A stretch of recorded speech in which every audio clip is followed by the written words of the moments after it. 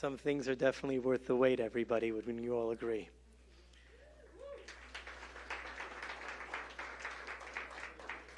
Mr. President, Dr. Adelson, rabbis, business leaders, officials, friends, and guests. My name is Yehuda Kaplun, and I'm privileged to serve tonight as your host for a historic evening.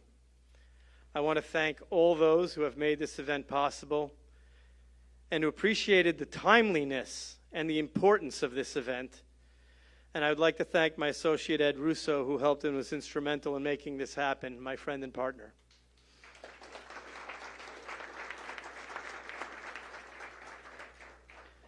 As Jewish people, we all too often have been persecuted because of our religion. Expulsions, inquisitions, crusades, pogroms, holocausts are part of our history. And America has always served as a beacon for those who sought religious liberty, those who traveled from afar after being expelled from Spain or the pogroms and the shtetls of Europe, or from crusades and inquisitions of Latin America. People came to America. All those events resulted in Jews fleeing anti-Semitism in pursuit of one thing and one thing only: religious freedom, safety, and a better life. They came to America and embraced being Americans, contributed to the fabric and the growth of America in all fields: sciences, education, businesses, every business. But they contributed to the fabric of American society. Today, we are currently witnessing a period where anti-Semitism is becoming the norm in America. Anti-Semitism is being validated by members of the media and taught by educators that this behavior is okay and acceptable. There is no right or wrong side when it comes to anti-Semitism and Jew hatred. There is one correct response: immediate condemnation and removal.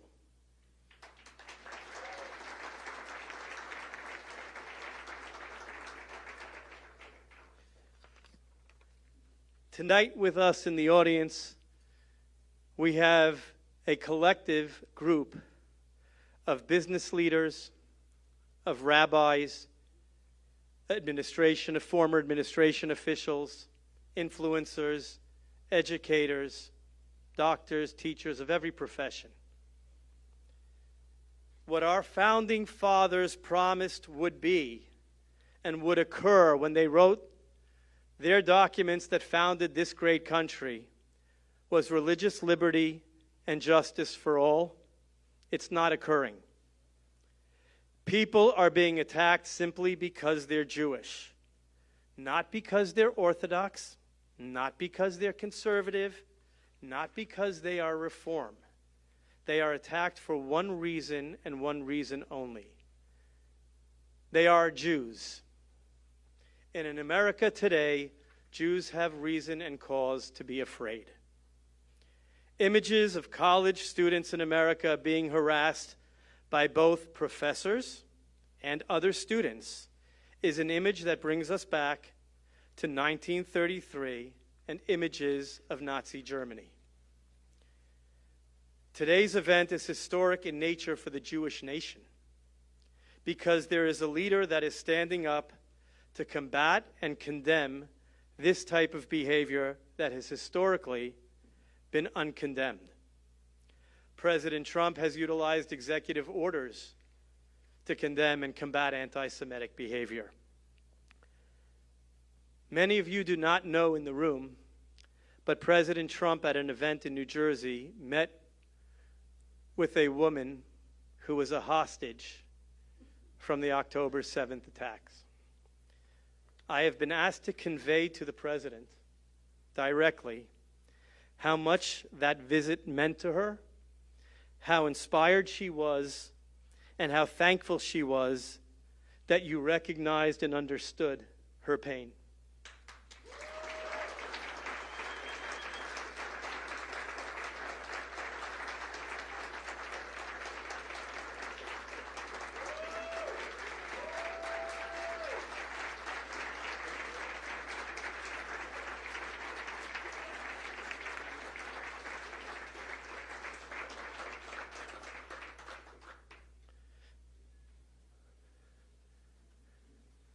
To all of you in the room, October 7th is a date that will live in infamy.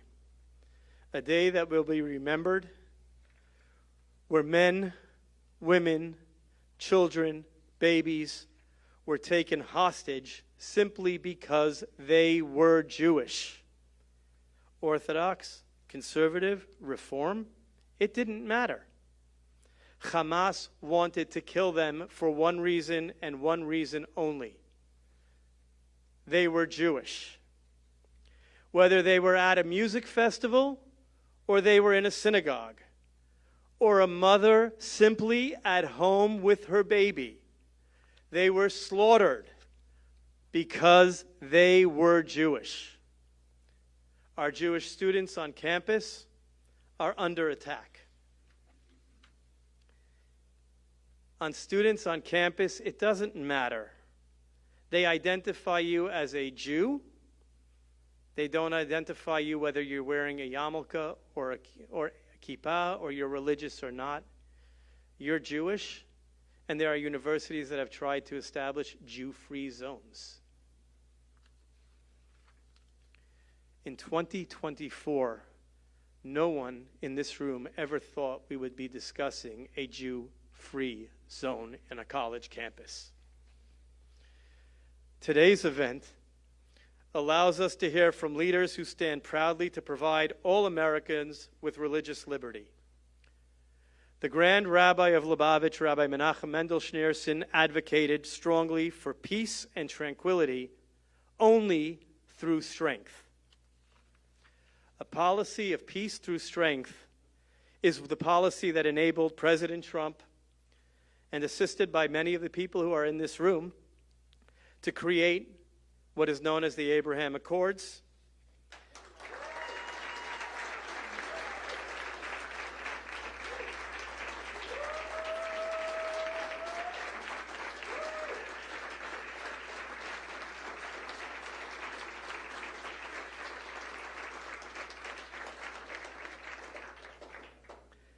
And ironically, in areas where the Abraham Accords have been signed, a Jew would feel more safe walking down the streets in those countries than in the halls of our hallowed institutions of Columbia, Harvard, UCLA, and others.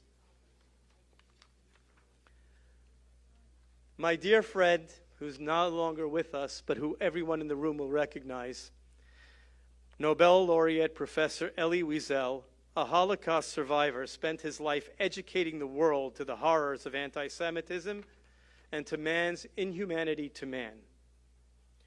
These lessons seem to be more distant every day. Those who chant death to Israel and death to America make no separations between us, either as Americans or as Jews. They just want death. As Jews and as Americans, we will never forget the victims of 9/11 or any of the other terrorist attacks, including those in Beirut where 241 American soldiers were killed. Israel recently removed that individual who was the mastermind from ever committing those crimes again.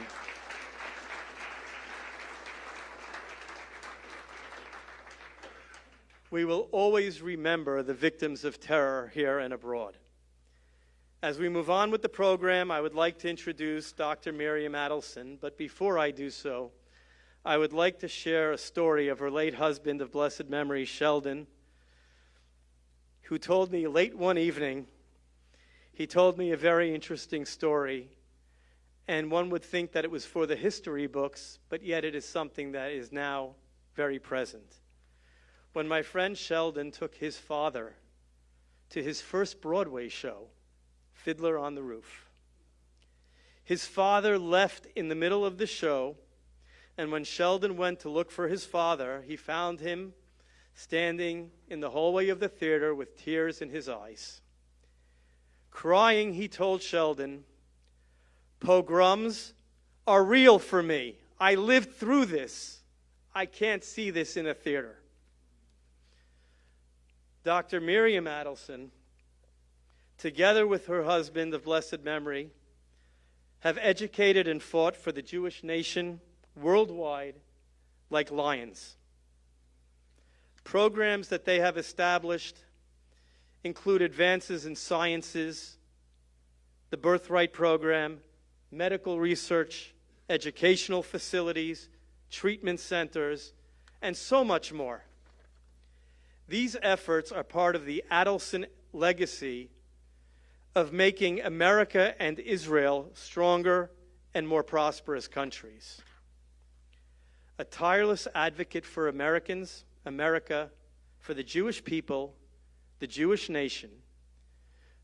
Please join me in welcoming Dr. Miriam Adelson, who will introduce our 45th president and our future president, Donald J. Trump.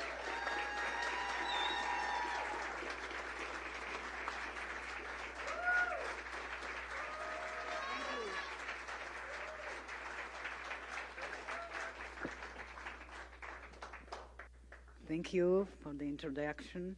Thank you for mentioning Sheldon, who is always with me. You see, I'm still married to him. And shalom.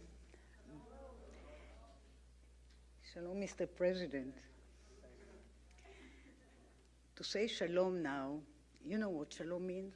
Peace.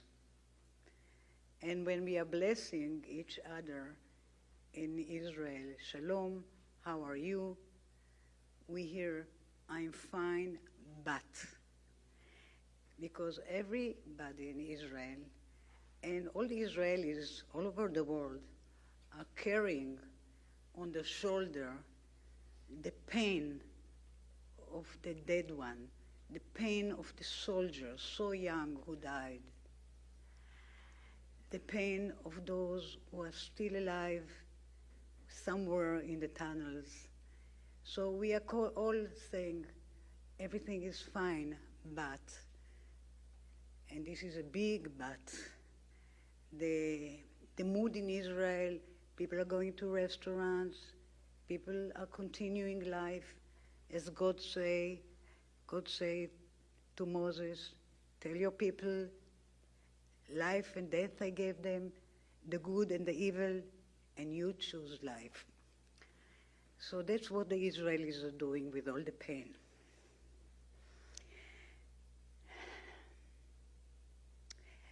The war that we are confronting now is different. It's different, even worse than the Independence War. This war is very long, though the Independence War was longer. This war inflicted so many casualties on our soldiers, on our people. This war is against Islamic fanatics who are hiding in tunnels and who are holding our people, and we are so afraid to hurt them and to kill our own people, things that had happened. And yet, though we are suffering so much and we are fighting fanatic, barbaric people, the world turn against us. Too many parts of the world lost moral rules. They have moral confusions. Israel is being demonized. Hamas, Hezbollah, the Houthis so far away, 700 miles in Yemen, they are all heroes. in too many parts of the world, it is open season against the Jews. Anti-Semitism becomes acceptable. The October 7 massacre in Israel has spread lust for more Jewish blood. This is so hard to witness, to hear, to talk with college students who are telling you all these stories. Very painful. And especially for me, a daughter, first generation after the Holocaust. My parents grew up in Poland. My mother came from Hasidut, that I found just later in life that she was so religious. My father was more socialist. They met in Israel, though I did a research and they went in the same boat, not the same time, I don't know, named Polania, from Turkey to Israel. My mother was 18, just finished high school. And I didn't understand, you are 18, why to go to Zion? My father was 20, and he was the head of youth movement, HaShomer HaTzair. What astonished me, the youth movement, I understood they will come to Israel. Why did my mother left a very religious family, warm family, and decided to go to Palestine? She paid somebody to marry her, because at that time the British, of course, didn't let the Jews come no more than 15,000. They didn't have certificate, so she married somebody. That's the green card, the Israeli green card. She married somebody that had the permit to go to Israel, and they came to Israel. Never mind that he was running afterwards, and it took her time to get rid of him, but he fell in love with her. But no, it's not my father. But I want to tell you, I never understood 18 years old I see girls from religious families, they are so attached to the family. And yet my mother decided to come to Palestine. Her mother, who brought her to the train station, say, daughter, God is everywhere. God is in Zion and God is in Poland. You don't need to go. That's what the rabbis say.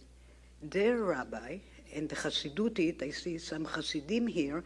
So my mother came from Hasidut called Alexander. And Hasidut Alexander, I see you waving in your head. And Hasidut Alexander, you're not Hasidut Alexander, no. It was very close to Hasidut Gur. The rabbi from Gur told them, go to Zion and follow me. And he went to Zion. That's the reason why we have big group of people that are from Hasidut Gur in Israel. However, their rabbi, the rabbi of the Alexander rabbi, say God is everywhere. So you don't need to leave. So his people stayed. Thus, all the family of my mother stayed. All of them died in the Holocaust. And I am called on the name of my grandmother, Miriam, and I never saw a picture of her. Never. Till a few months ago, a distant cousin sent me a picture of her, all the family at that time, and she told me, the second from the left is Miriam, your grandmother. I was at that time at my clinic when I opened the computer, and I started to cry. I mean, suddenly I see Miriam, who looked very religious with peah, with a wig, and this was the woman that didn't survive. I never had a grandmother. Most of my generation didn't have grandparents. So for me to see it, and I asked my father, why did you come to Palestine? And he said, you know, if I wanted to go to college, they wouldn't let me sit. I have to stand on the side, like those people are sitting in the standing on the side. They wouldn't allow me to sit because I am a Jew. So I understood what is written, and I went to Palestine to see the freedom there. So we go back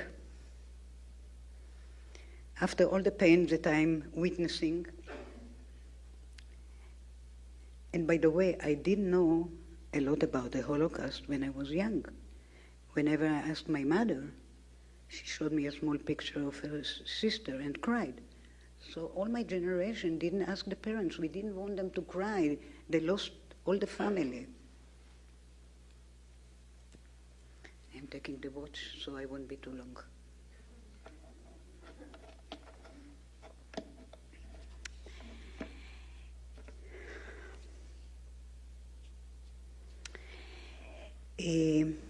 We shouldn't be surprised. Why? We were warned as Jews that such times are inevitable.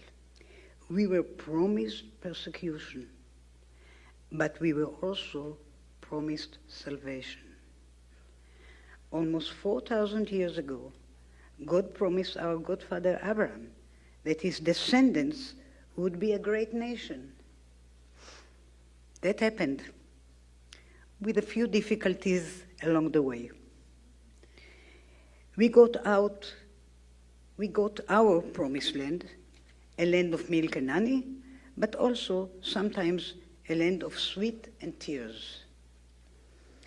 And at Passover, we all know, and we recite it again and again, שבכל דור ודור קמים עלינו להכחידנו.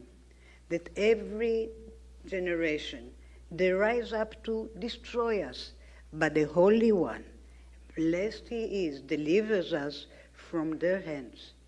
In other words, the Jews are the people of the promise. We believe in the power of public commitment, of closing a deal with handshake and mazal und brocha. Did I say it correct? And friends, there is one president in our lifetime, just one, who fully shares that values.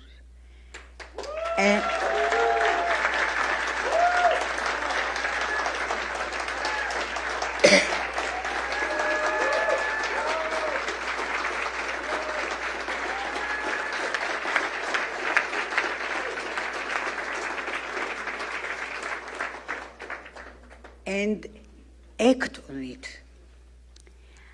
That president is Donald Trump. He promised to recognize Jerusalem and to move the embassy to Jerusalem. Promise kept. He promised to withdraw from Iran nuclear deal, and promise kept. He promised to bring peace between Israel and Arab nations. Promise kept.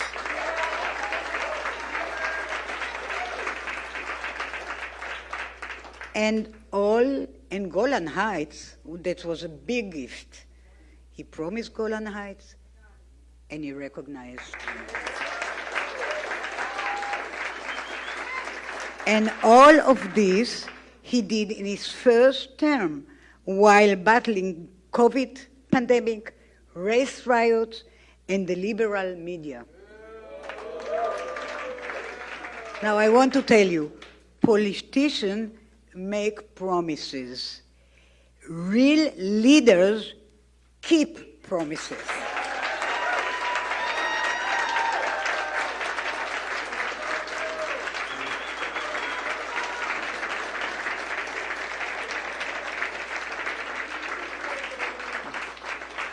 Which is why President Trump deserves the full support of the entire Jewish people. And anyone who cares about Israel's security and prosperity. This must be our pledge to him. This must be our promise to him that the White House will be his again come January.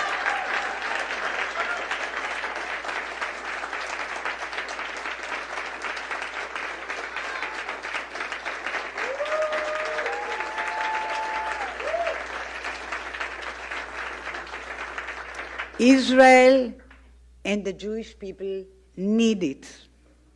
America needs it. The entire world needs it. As Herzl say, אם תרצו אין זו אגדה. If you will it, it is no dream. And we commit to that dream.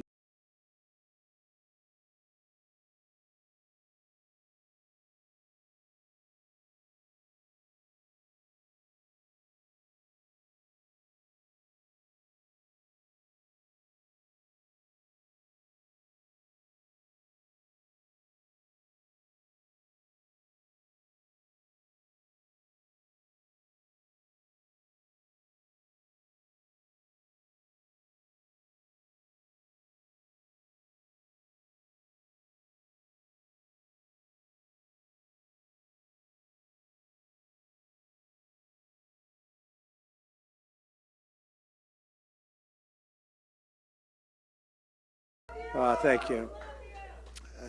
Sheldon and Miriam were best friends together, and I was in their group, and we just had always a great relationship. Known her for a long time. Sheldon was one of the greatest businessmen in the world, and she's turning out to be one of the greatest business women of the world. You're doing a great job.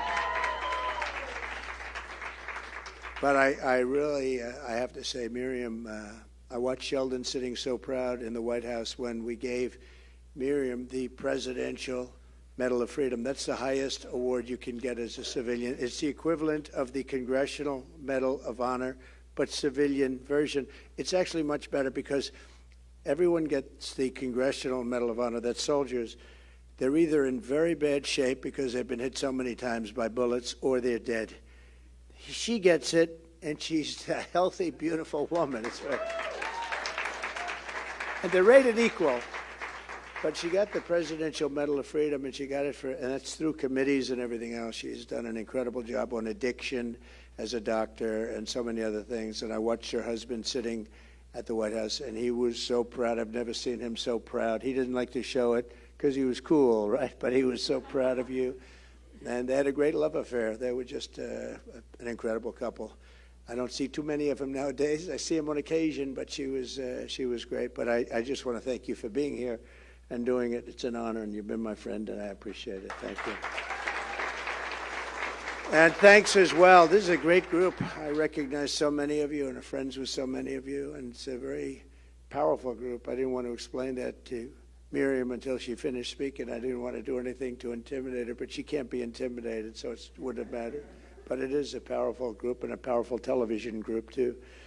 But thanks as well to all of the incredible Jewish leaders here this evening, rabbis and scholars, luminaries from business, media, politics, and including Congressman David Kustoff, who's here someplace. Thank you, David. Great job you're doing. Great job. Thank you. A friend of mine, Ambassador Lana Marks. Thank you, Ambassador. Beautiful. Jason Greenblatt, who worked for me for a long time. He's a fantastic lawyer. Thank you, Jason. Former CEO of U.S. International Development Finance Corporation, Adam Bowler, who has been fantastic. Where's Adam? Is he here? Thank you, Adam. Great job during COVID. Boy, he was a buyer. He was able to do things that nobody could have done. Thank you very much. Rabbi Kaplan. Rabbi, you're here. Rabbi? Thank you. Thank you very much, Rabbi. Very good-looking Rabbi. Ed Russo, who's the greatest environmental scientist in the country. Where's Ed? I love Ed. Ed Russo. He got me all of these permits I had to get so many permits. They said you couldn't get them, and he got them. Mr. Lightstone. Where's Mr. Lightstone? Where is he? There he is. Thank you very much. That's great. Thank you. Keith Raboy. Keith Raboy. Hi, Keith. How are you? Jacob Hellberg, who's a friend of mine. Thank you, Jacob. A person I watch on television all the time. I'm not supposed to say this. Usually it's the end of your career, but she's beautiful. Elizabeth Pipko. That's the end of my career as a politician. It's true. Thank you. You do a great job on television defending all of the things that are going on. And thank you. Great job you do. And so many others are here that are just incredible people that I recognize and know. We're also deeply honored to be joined by 95-year-old Auschwitz survivor, Jerry Wartsky. Jerry, thank you. Oh, you look good. Look at you. You look good. Wow. Thank you, Jerry. Thank you very much. Friend of mine's here. Ziggy, where are you, Ziggy? What a person. And Mr. Ziggy, he knows himself. But that's some couple. They're friends, and they've been... but he's better because he has to put up with her, and he does it brilliantly. You need a strong man to put up with her. But she's an incredible, actually, truly an incredible woman. As we gather tonight, the Jewish community in the state of Israel are in greater danger than at any time since the Holocaust, greatest I've ever seen. I can't even believe it. At this very moment, the bloodthirsty Iranian regime is reportedly preparing a large-scale assault on Israeli territory. Who would believe this? As Hamas wages a savage war in the south, Hezbollah menaces the north, and the Houthi terrorists attack at sea. In Europe, the streets of Paris, London, and Brussels are overrun by mobs of Hamas supporters changing their jihad slogans in the heart of the Western capital. And in America, the evil anti-Semitism is rampaging all throughout our cities. The Democrat Party, our left-wing media institutions, a certain candidate for the President of the United States, which is hard to believe, and our colleges and universities, they're going loco. They've gone loco. Something's wrong with them. Never seen this. I never thought this could happen. Do you know, just to get off for a second, years ago, my father was a big supporter of Jewish people and Israel. He's not Jewish. He wasn't Jewish, but he was a great friend of a lot of Jewish people. And if you said, let's say 15 years ago, maybe not even that long, anything bad about Israel or Jewish people, you were finished as a politician, right? You were finished. You wouldn't do that, Congressman. You wouldn't do it anyway, but nobody would do it. The most powerful lobby in this country, by far, was Israel and Jewish people. Today, it's almost like, what happened? What happened? What happened to Schumer? What happened to all these people? Schumer's like a Palestinian, right? It's a Palestinian. You got to remember that, though. It's, it's shocking because I grew up where Israel was supported. My father was a builder in Brooklyn, and a lot of Jewish people. That's all he knew. That's all I knew, essentially. But we knew Jewish people, and they were great people. And we'd go to many events. I'd go with him, and it was great. The card calling, we would card, the card callers. We had a man, Harry Waxman. He was a brilliant card caller. What do you mean you're only going to give $100,000? You got to give $1 million. You'd be embarrassed, and you'd say, all right, I'll give $1 million, right? He was the best of all the card callers. But we would go and Federation and all the different events. But the power, Miriam, of this lobby, this powerful, and it was for good, not for bad, of being Jewish and of Israel. And unfortunately, they're not necessarily the same because you have Jewish people living in New York who really don't support. You look at the New York Times, and they do not support Israel, and I don't think they support Jewish people, you want to know the truth. And you wonder where it all came from. But why did it come? And they have to get together. They have to be strong. Because it's never been under attack like this. It's never been under siege like this. But 15 years ago, it was the absolute most powerful. You couldn't have an AOC plus 3. They wouldn't have a chance of being elected anywhere. And today you have AOC and some of these people, and they're pretty violent, and they hate Israel, and they hate Jewish people. And you're going to end up winning because you're going to have the president, okay? So you're going to end up winning. But you do have people, and it's amazing. The radical Marxist left and the sympathizers of the radical Islamic terror, who Democrats have imported from all over the world, have united around their hatred of America and their hatred for Israel. They have hatred. The toxic poison of anti-Semitism now courses through the veins of radical Democrat Party. I mean, this is a radical group of people. I never thought I'd see that either. They have gone crazy. And instead of expunging this hatred, Kamala Harris is pandering to it. He wouldn't even meet Bibi. He wouldn't talk to him, didn't want to talk to him, didn't want to mention. When they finally were forced to meet, she wouldn't be there. She wouldn't be in Congress, and they were forced to meet. It was like she couldn't stay. She just wanted to get out of the room. You can't have that. She'll let it go. She'll let Israel go. We're here tonight because we believe that this vicious outbreak of militant anti-Semitism is very militant, must be given no quarter, no safe harbor, no place in a civilized society.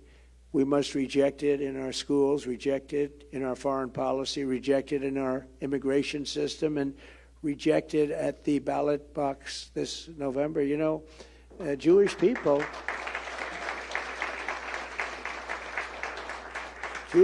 have to not vote by habit. You vote by habit for Democrats, and the Democrats are really against you now. If you look at what they're doing, they're absolutely against you. You have to stop. You have to be smart. People can't believe that.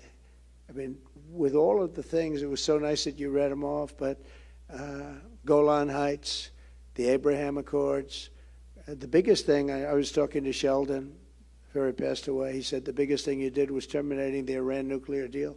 The problem is,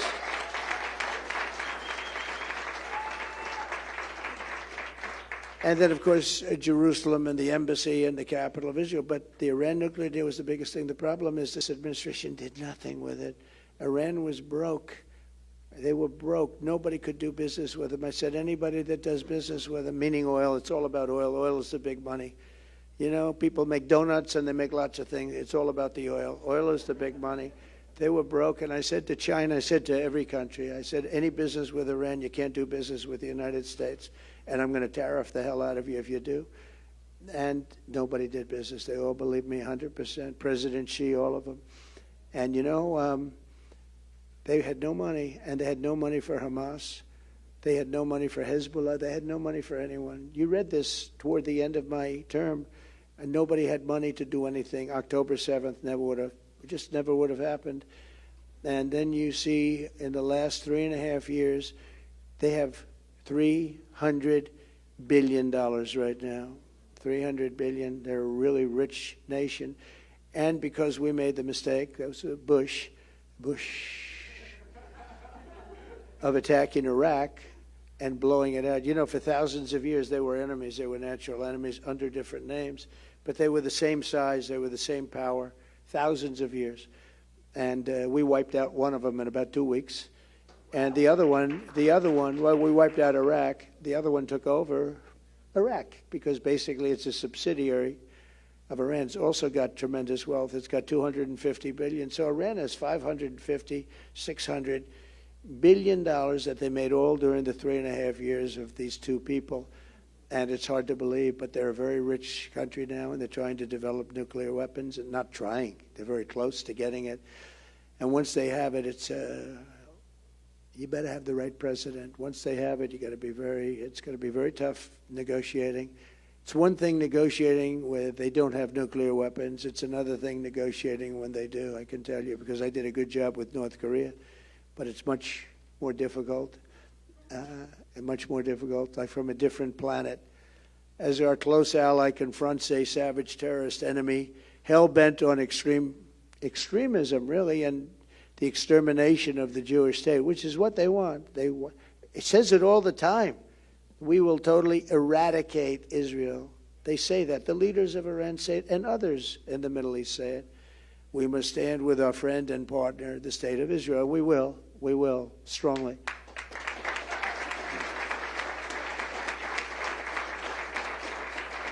And you'll be okay if you have the right president. You have the wrong president, like her, honestly, you don't have a chance. When you look at the odds, when you look at the map, a map of the Middle East, Israel is a tiny little spot compared to these giant land masses. It's really a tiny spot. I actually said, is there any way of getting more? It's so tiny. It just doesn't look. It's amazing how it can defend itself. But, when you look at Iran and you watch their armies today, I was watching their armies. They have hundreds of thousands of people. It's big. It's very big. And we gave it much more power I told them on Iraq, I said, don't go into Iraq and don't bomb it, but if you're going to do it, keep the oil. Well, we did it, and we didn't keep the oil. It used to be in the old days, to the victor belong the spoils. We don't do that. We go and bomb people and leave, and nobody knows what happened. What did we do? Like Afghanistan, the most embarrassing day in the history of our country was Afghanistan. We gave them $85 billion worth of equipment, lost 13 soldiers, but also 47 soldiers were obliterated. No legs, no arms, the face. And such stupid people. That would have never happened. None of that would have ever happened. We wouldn't have inflation. We wouldn't have had the Israeli attack. We wouldn't have the Russian attack on Ukraine. None of it would have happened if we didn't have a bad election, even though we got 12 million more votes than we did before. We got many more votes than we did. We did much better in 2020 than we did in 2016. But all of that took place in a short period of time. But we must declare that without hesitation that what happened to Paris and happened to London, have you seen what's going on? And what happened to Europe will never happen here.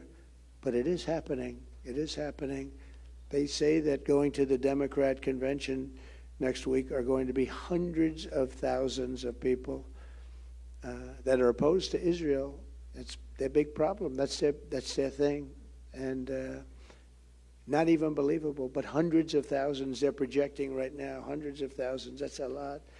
We will not let a jihad. There will be no jihad coming to America under Trump. I can tell you.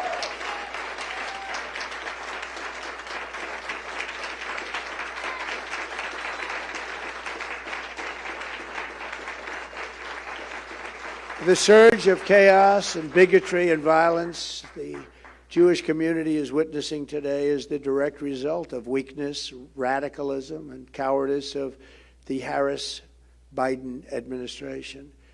Kamala Harris restored funding to the Palestinian Authority, as you know. She was the one that led it, and the UN Relief and Works Agency, which both funnel money directly to Hamas. She's the one that led it.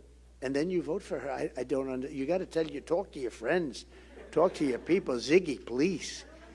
No, do you understand? Ziggy understands. She can't even believe it. But these are the people that give her money, and she's giving money to Hamas, Hezbollah, all of them. She's the one that really pushed for it. She supported removing the Houthis from the list of terrorist organizations, and she got that list taken out. She's the one that really pushed it hard. And remember, 5 or 6 weeks ago, everyone thought she was a nothing. Now, all of a sudden, because she was the one, they were politically correct. They did that only because they wanted to be politically correct, so nobody went and challenged her. All of a sudden, it's like she's the greatest ever. She's Margaret Thatcher, liberal version, right? Can you believe it? She was nothing 5 weeks ago. She was the worst vice president ever. She was the worst border czar in history. Now she says, I wasn't the border czar, but she was in charge of the border. She did a horrible job. But a group whose motto includes the words, death to America, death to Israel, and a curse on all Jews. That's what their motto is. Most egregiously of all, Kamala Harris and Joe Biden, who doesn't know he's alive, by the way, delivered over $100 billion in sanction relief to Iran. They gave them a lot of money. They gave them $6 billion to a hostage. $6 billion. $6 billion. And it's unbelievable the amount of money they give for the. When you do that, they're just going to keep kidnapping people, whether it's Russia or them or anybody else. Look what happened in Russia. We got a basketball player. They got the greatest reign of terror. This is the man, the Prince of Death, right? They call him the Prince of Death, Ziggy, right? He's the greatest arms dealer in history, they say, this is what we got. They got him back. I wonder what they're doing with him. Unsurprisingly, Iran is now trying to tilt the election in Kamala's favor very strongly. They're openly fighting for it. Kamala Harris is the candidate of the forces who want to destroy Western civilization, but most particularly Israel and Jewish people. And I'm the candidate of those who want to defend Western civilization, defend Israel, and defend the United States of America.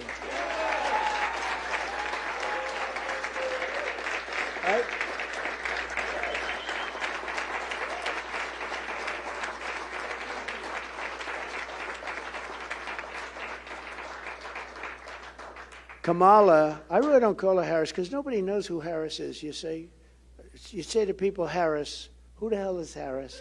Isn't it a weird deal? Nobody knows. Even me, I'm saying Harris. I'm saying, who is that?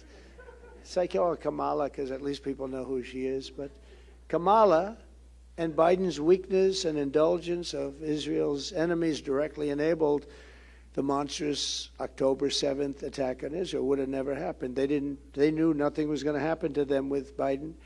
The deadliest day for Jews since the Holocaust by far.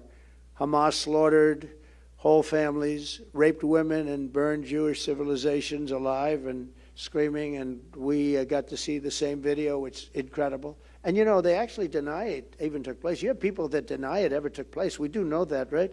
They deny the Holocaust. But now you have a modern version denying that October 7th. I've seen it. They say it never took place. A lot of these protesters say, I don't know if they believe it, but they've been brainwashed or something. They deny it ever took place. A lot of people say that, which is pretty amazing, actually. This evil atrocity would never have happened if I was president. Remember that. It never would have happened, and it didn't happen. There was never a threat of it. Nobody ever even thought about it. With us, there was zero chance of such an attack, yet almost before the blood of the October 7th victims was dry, and even as innocent civilians remained hostage in the hands of the terrorists, and they are rough terrorists too, rough. Kamala Harris and Joe Biden began to betray Israel in an effort to appease the Hamas caucus in the radical Democrat Party. From the start, Harris has worked to tie Israel's hands behind its back, demanding an immediate ceasefire, always demanding ceasefire. It's like incredible, like they never saw what happened. That would only give Hamas time to regroup and launch a new October 7th style attack, whether it's in a year or 2 years or 5 months or 10 years, on innocent women and children. And the hostages are largely dead. I've been saying it for a long while. If you've been watching over the last few days, Hamas is really being difficult to negotiate with. And the reason is they're dead. Not all, but almost all, a lot. And I watched the way they grabbed that one young girl by the hair and dragged her in, the way they treated her. They're not keeping people around for now 3 years. They're not going to be taking care of them for 3 years, what they've done. And they're probably saying to themselves, we blew it, because everybody wants them to negotiate. They're willing to give them anything. All they do is they want their hostages back, right? They want their hostages back, and Hamas keeps saying, oh, the hostages are gone. They're probably saying to themselves, why did we kill everybody? But I think you're going to have very few people left. You're going to have a lot of them. A lot of people that they think are alive are not going to be alive. These are very savage people. Just last week, Kamala even said she would consider imposing a full arms embargo against Israel, one of the closest allies in the world of the United States. This is unthinkable. She said that. She wanted to impose an arms embargo on them like they did nothing wrong. It's not believable. Under no circumstances should a radical extremist who flirts with an embargo against Israel, a major embargo too, just a complete embargo, Israel to get nothing, ever become commander-in-chief of the U.S. military. You know, once the enemy sees if she was ever in there, they will take advantage of Israel beyond. The biggest strength that Israel has is they know that, like with me or somebody else perhaps, but fewer and fewer people, but they know with me that they have total protection.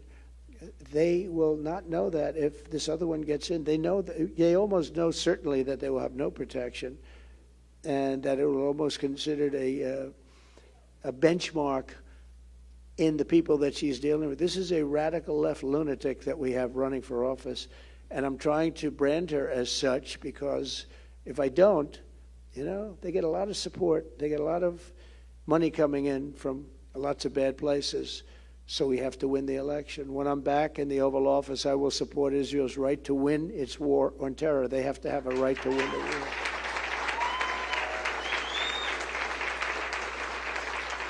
Thank you. And I will give Israel the support that it needs to win, but I do want them to win fast. Wouldn't it be nice if they could win fast? And we have to let them win fast. We will restore stability and peace to the Middle East, and we will be sure that it will be peace through strength. We had peace through strength. We had, as you know, Viktor Orban, who's the Prime Minister of Hungary, a very strong person. And they asked him a few months ago, why is it that the world is breaking out? You have October 7th, you have Israel, you have Russia. The whole Middle East looks like it's going to blow up. Europe looks like it's going to blow up. The whole world is going to blow up, and China's flying its bombers all over Taiwan. And he said, it's very simple. President Trump is not there. The only way we're going to solve it is President Trump has to be there. Now, he said something that I wouldn't say. He said they were petrified. They were scared of President Trump. They didn't know what the hell he was going to do. They're not afraid of anybody else. So I wouldn't use that word, but they did have respect for me. I knew them all. And they're tough, and they're sharp, and they're at the top of their game. Unlike our people, they're at the top of their game. But it was something that he said. He said that would never happen if Trump were there. They said, how would you solve the problem? He said, if President Trump wins the election, it'll all be solved very quickly. It's true. I feel it's true. I mean, I know what we're doing. To our enemies around the world, we want our hostages back, and they better be back before I assume office.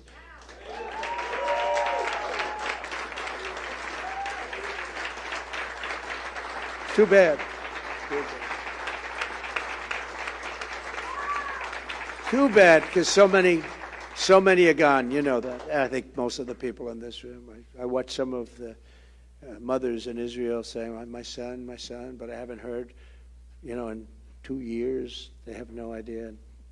They're not going to get a good answer. You understand that. It's a very, very bad situation. In the wake of the October 7th attacks, we've also seen the scourge of anti-Semitism rearing its head right here at home, and you've seen that loud and clear. Jews have been beaten and bear-maced. You know what bear-maced is?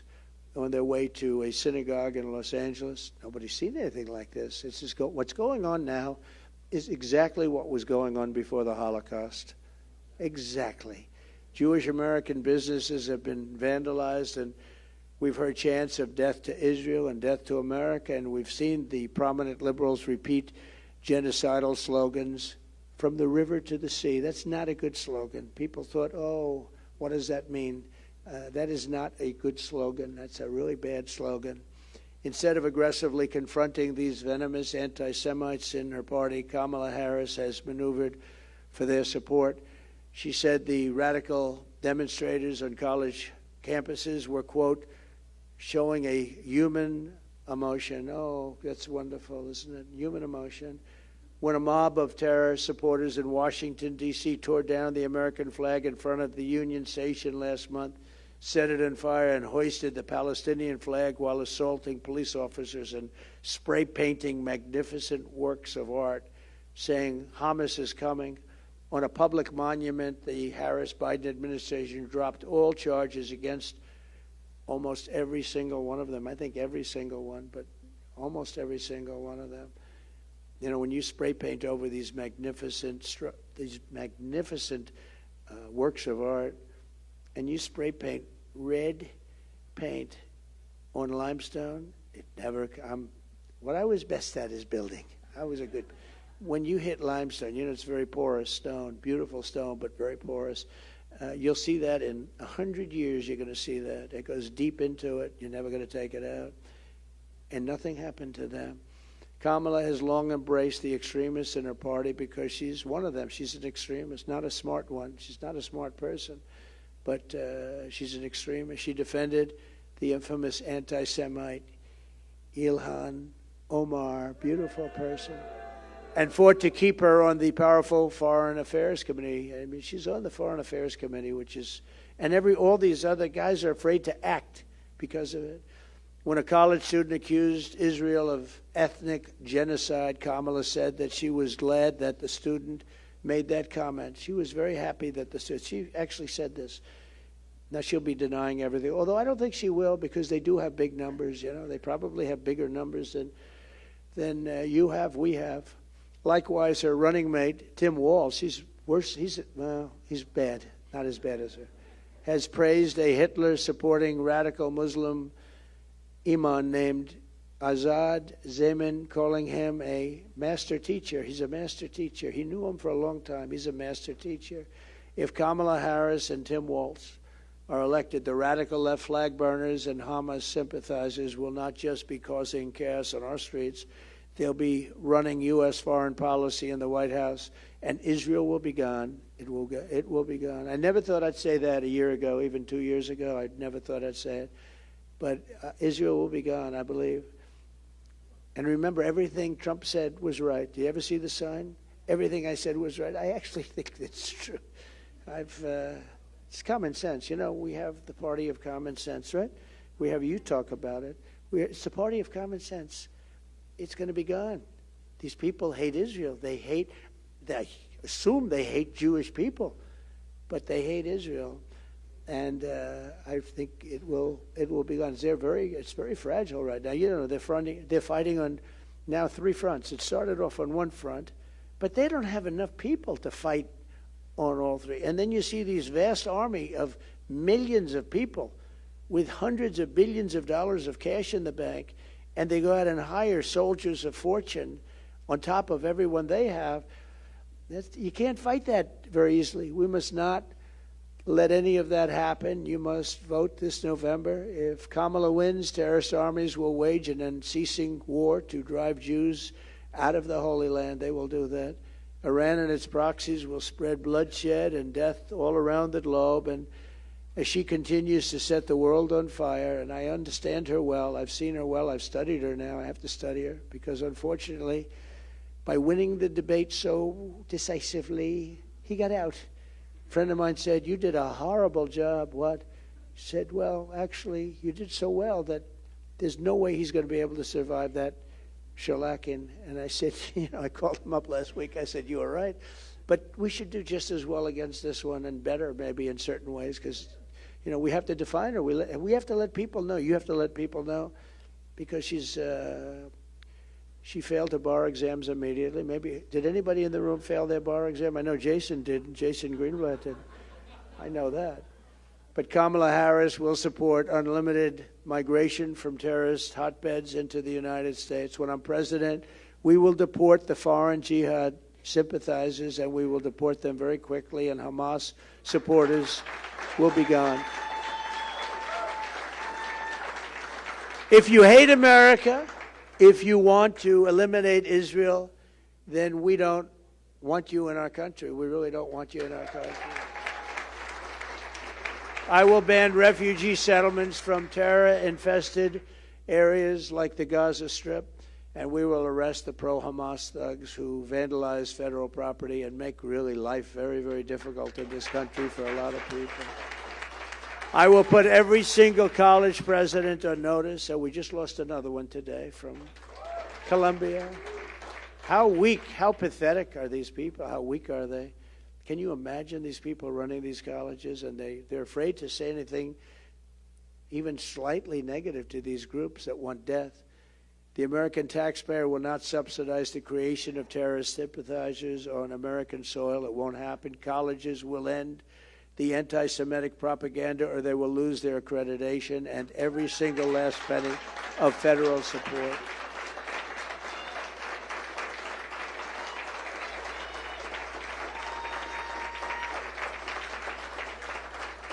You'll see how nice they'll be.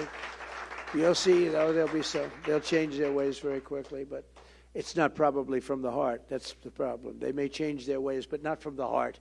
They're changing it because that's brutal, but they're not going to change it from the heart, I suspect. As your president, I will once again stand with the state of Israel. I will protect American Jewish community. I will put America first. I will keep America safe. And I will defend Judeo-Christian civilization from the barbarian savages and the left-wing extremists who want to destroy it. Together, we will confront the forces of anti-Semitism, and we will win, win, win. Thank you, God bless you, and God bless America. Save Israel, right? Save Israel.